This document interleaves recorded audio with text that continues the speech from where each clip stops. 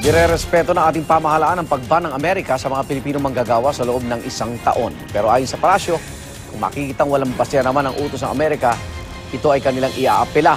Narito ang unang balita ni JP Soriano. 3 taong nagtrabaho bilang refrigeration and air conditioning maintenance technician si Samuel sa US territory na Guam. Bumalik sa Pilipinas si Samuel nitong 2015 nang matapos ang kanyang kontrata. Pero dahil nais pa niya makaipon pa, nag-apply siyang muli sa dati niyang employer. Ang problema, naglabas ng abiso ang US Department of Homeland Security ng Amerika na tanggalin muna ng 1 taon ang Pilipinas sa listahan ng mga bansang eligible o pwedeng makakuha ng visa para sa mga skilled workers o ang H-2A at H-2B visa. Disappointed ako dun. Pero hopefully, sana ma-resolve para medyo makabalik. Ganun lang naman yun eh. Siguro dasal lang.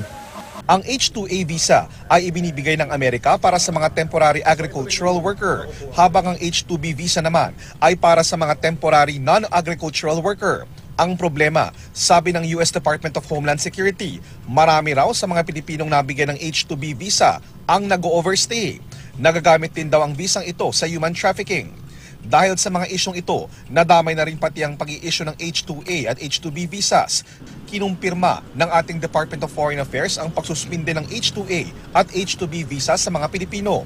Batid daw ng DFA na prerogative o desisyon ng isang bansa kung paano at sino lang ang kanilang bibigyan ng visa. Kaya pinaalalahanan ng mga Pilipinong nasa Amerika o nag-a-apply pa lang na sundin ang immigration rules ng Amerika at iwasan ang pananatili sa Amerika kung lagpas na sa itinakda ng working visa.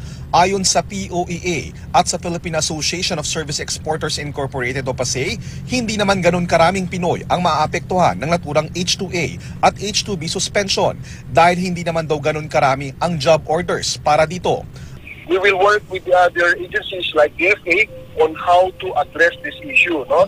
And then of course, we will remind our OFWs na yung process hindi muna makakarating doon dahil sa ban, and we will try to assist these OFWs na makakuha ng deployment in other markets abroad.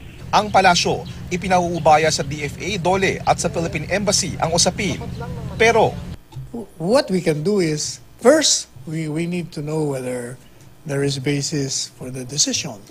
If we can see na wala naman, then we will ask for a reconsideration. But that's the job, again, as I said, of DFA and the U.S. Ambassador. para sa unang balita, JP Soriano reporting.